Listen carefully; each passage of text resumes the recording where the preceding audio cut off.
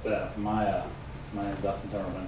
My research project was I got with Athens Police Department with the chief of police, Tom Pyle. And interesting enough, they were actually in the same process of researching different methods of improving their hiring process. A couple years ago, they already revamped it once, and they were looking to redo it again. And a lot of people don't realize that the hiring process has a big impact on your workforce. When you most police departments, the average time to hire somebody is anywhere from 20 to 40 weeks, and that's just the hiring process. That doesn't include any of like Ohio and West Virginia, you have to get to the academy, and then after that you get with FTO, field training officer, and you have so long that you're with them before you're actually by yourself. And so the hiring process has a major impact on the amount of officers that you have available to you. This chart, it details that they have their weekly what they have planned for each week during the hiring process. Right now, it's a 20-week process with a 4-week application and waiting period, so averages out to 24 weeks. The largest part of that is waiting on the background checks.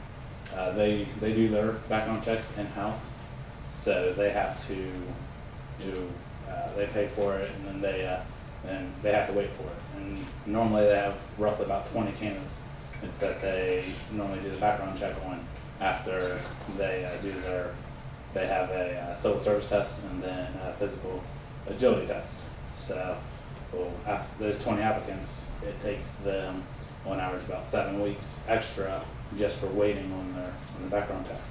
If you look at it, there's big gaps between weeks 6 and 8, where they're waiting on more to come back, and then between 9 and 15. So those gaps are waiting for more of the background check to come in, so that they know who's qualified and who's available to go on to the next part of the application process. So first thing I did, I looked at what it would cost for them to outsource it. There's a bunch of different companies that do it, but the most efficient one and that I found, it's called a Good Hire. They not only do background checks for police departments, they do them for any kind of business. They have 3 different standards that they have. They have a cheaper one, then they have which they call, and then they have their standard one, and then they have a premium.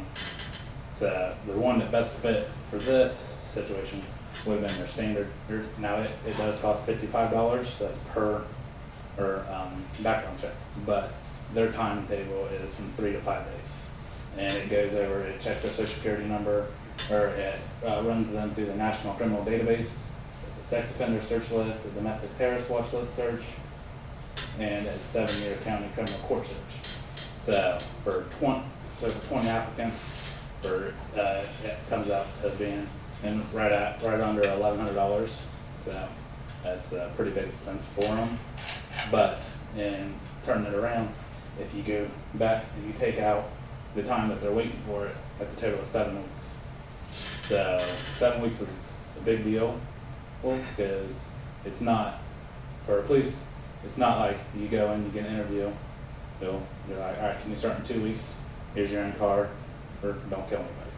So it's a big deal whenever you can get somebody in under, so it takes you from the 24 weeks to 17 weeks.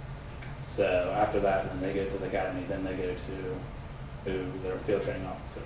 So, and that makes it, a lot of departments have it scheduled to where they know when they're going to have somebody retire, so they know they can start the hiring process early. But if you have an incident where an officer has to be terminated, or more than one, then during that whole time period, you're short our officers, and that just puts the workload that's already stressful more into more officers.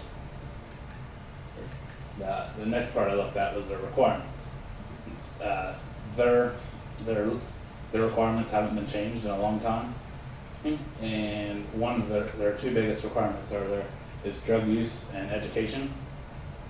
Their drug use policy right now is that you can't have smoked marijuana in the last 2 years.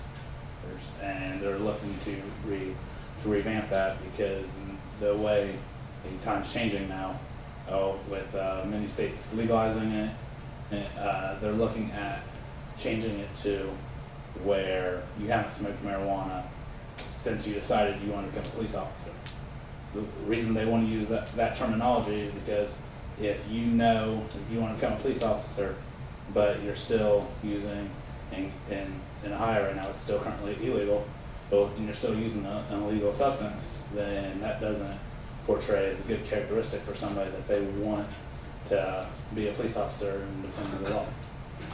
Another that they're looking at is their cocaine laws is that you can have never used it. If you have ever used cocaine, you're automatically disqualified.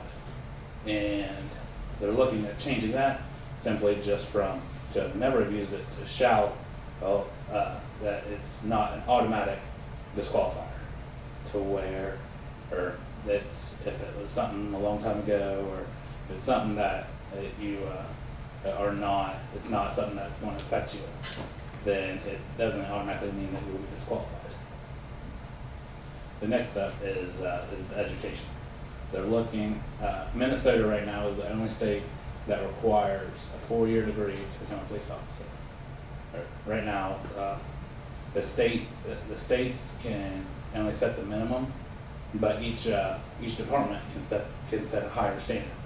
So they're looking at making it so you have to have at least some college, specifically like a certification or an associate's degree, to where it shows that somebody's really committed, shows that the process of going to school to want to become something shows that you're invested in it.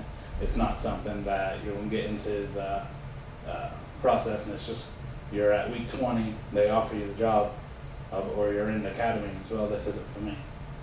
So, and with the military service, is they're looking at including military service in where you can use that to supplement the college education, where the 4 years of the military service will count as your degree.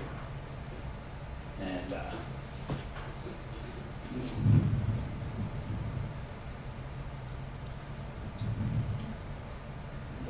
that's what I have. Any questions?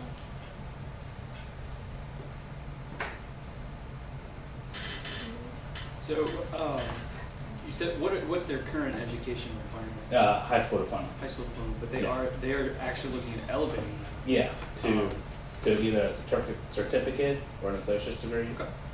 Did you recommend that for us? Yeah, I did. Thank you. All of you know my argument. Police officers should have more education. I don't think there's a problem with more education. Now, I am biased because I make my living by training you, giving you, working in criminal justice, providing a criminal justice education. Are they concerned that might limit the number of applicants or hurt the number of people that might apply who could be a good police officer? Yeah, but the way when they're looking at it, they're thinking that they make it to where, or they'll like if you apply, it's somebody that if you don't have your education, then they'll like notify you like, hey, if you're really interested in this, it's go to school, get your certificate, then reapply, and it will it'll help that person out. It'll let them know once they get into that field, they're like to know, hey, maybe this isn't what's cut out for me. And they also talked about where helping other officers who are currently the officers with them to help get them education for it. Right now, like just by the city, they offer a education stipend for where if this isn't just for the police department, this is for the whole city. Where if you have any type of degree, depending if it's an associate's or a bachelor's or a master's, you get a certain percentage added onto your paycheck each paycheck.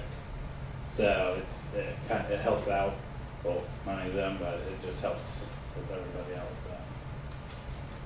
The research across the 18,000 plus agencies in the United States tells us the more education, the less involvement you have in the bad things, bad shootings, and all the other good stuff that police officers get in trouble for.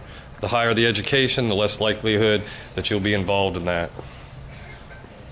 And as a police administrator, that's what you're looking for. Don't want any involvement in that.